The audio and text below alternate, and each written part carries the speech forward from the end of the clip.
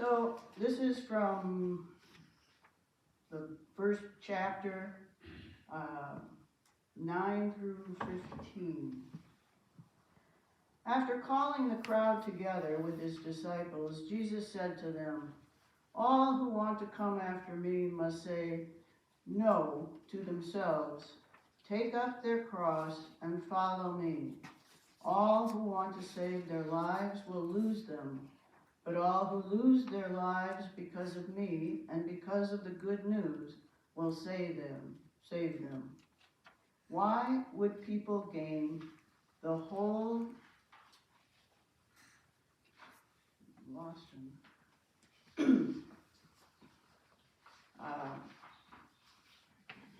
gain the whole, what comes next? I have it on this one. Something like the whole world. And lose their lives because of me and because of the good news will save them. Why would people gain the whole world and let that... It just doesn't make any sense. This came from the conference. I didn't make it up.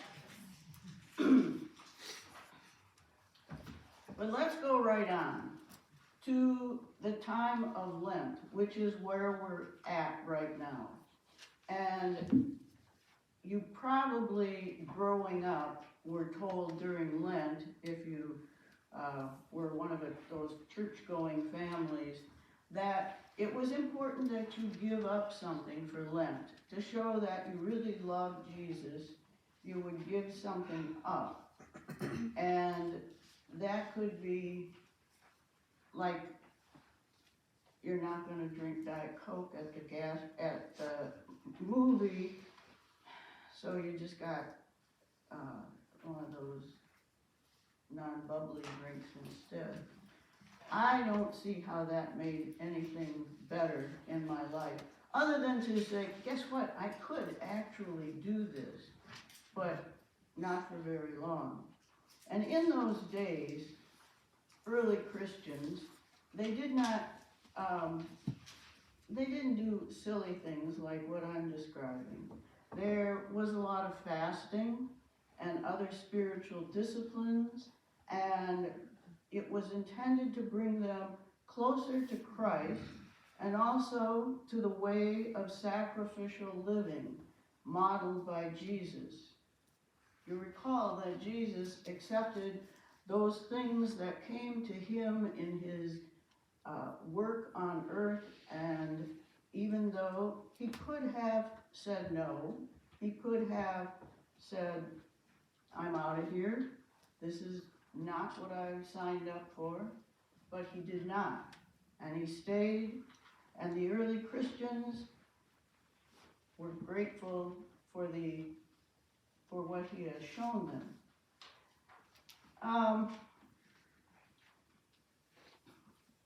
At the same time, early Christians did not abandon their tradition of celebrating Easter every Sunday. Now, this is something that was never pointed out in any church I was at, that because it's Easter, because we celebrate Easter every Sunday, you're off the hook for Easter. Now that part we knew, but on the same time, it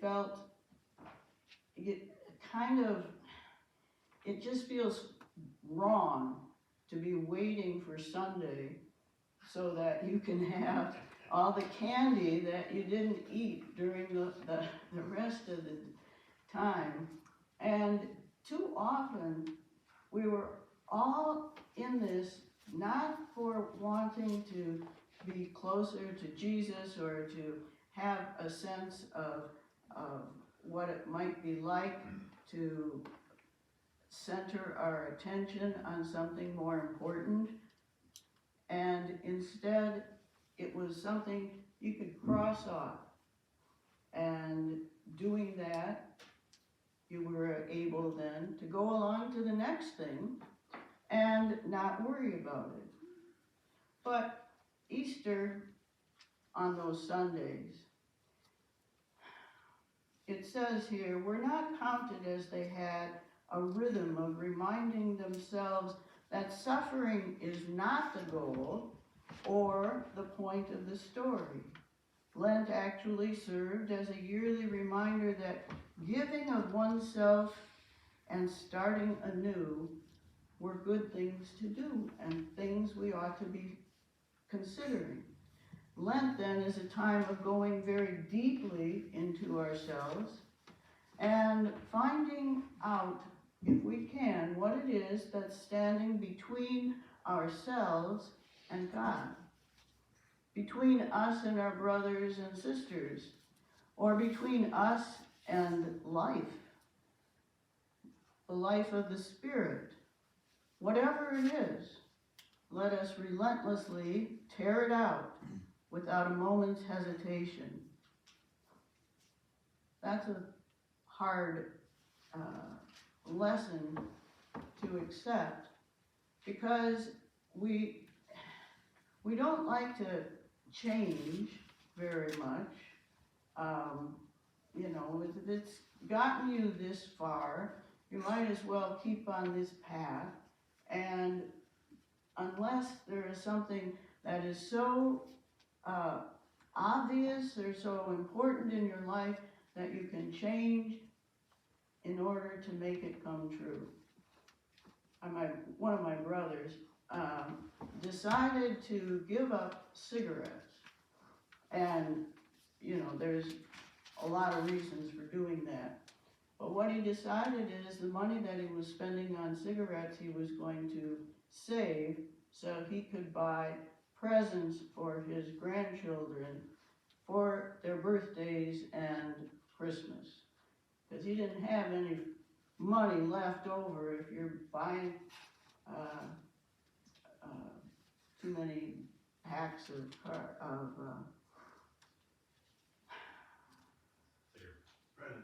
Cigarettes. yeah, Cigarettes. all those things. Oh, Cigarettes, yes. They're very expensive now. I guess. I haven't priced them in a long time, but somebody told me it's like, what was it? $89 a pack. What? $89 a pack. $89 a No, pack. $8 $8 or $9. That's probably a Or card. more. Oh, it's a lot. And being hooked on anything that takes us away from our family and from what we know would make more of a change in the world, you know, for children to know that they are loved, and they're loved so much that something that is really hard is being done just so that they can have this reminder that their mothers and fathers and brothers and sisters and aunts and uncles and grandma and grandpa love them all. And so Catherine Doherty, who wrote that little part I just read, says that we should tear it out without a moment's worry about it. And one of the reasons, of course, that we want to take something out immediately is so that we have room to bring something in. And this can be a trap also, because if what you're bringing in is a lot more of what you got rid of, and you just end up with another pile, it's not going to do much for you. But when you say yes to something, you also have to look and see what you're going to take away, what you're going to say no to. And when you do that, you will see that it is more and more imperative that you think carefully about what you put in your life and what you get rid of in your life. And some people have a real hard time saying no. They feel like if they're asked a question, if somebody needs their help, they should always say yes. And in some sense that's maybe okay, but it is not okay if it allows other people to continually move us away from God. When we're angry, we do what we were asked to do, but we're angry the whole time we did it. And you better not say anything to me for at least a couple hours, because I'm going to tell you how much I hated it, what you just told me I had to do. And, you know, that's the kind of thing a high school student or junior high student would do, not what grown adults who are trying to follow the ways of Jesus. And so, when, this is another author here, she says, the imperative of the moment is to say no to what needs to be discarded to make space for what we will gain. In this season of Lent, we will commit to say no. And I think that's going to be hard, but we'll see how it goes through the season. We will have to say no to things that just so you get room for things that you're going to work on, but it will be worth doing it to the end. And it recognizes too, this whole Lent thing, that there are certain cycles in your life. You will need to say no to things you've once said yes to, but that was in the past, and you've grown much wiser in the time in between, and you know better now what will be good for you and what will be good for the people around you. And it's time to extract expired people, energies, and situations, says Robin Baker. Now, I don't know exactly this part about extracting expired people. That sounds a little bit like a movie that's going to be kind of scary, but it's not so much taking them and sending them off, but knowing that the time to be with this person has come. And I thought about that when I was working at Pillsbury. I had a friend there, and she was the kind of person who, as one of the other people said, could, you know, if there was a problem going on, she would be there in order to light a match and make sure it got a whole lot bigger as fast as possible. And as much as I knew this was happening, I got pulled in so often, you know. We were in a meeting together. Did you see what so-and-so did? I said, no, I didn't see any. Well, there was this little smirk on so-and-so's face, and then they asked that question, and it was all set up, and, and you just get pulled in.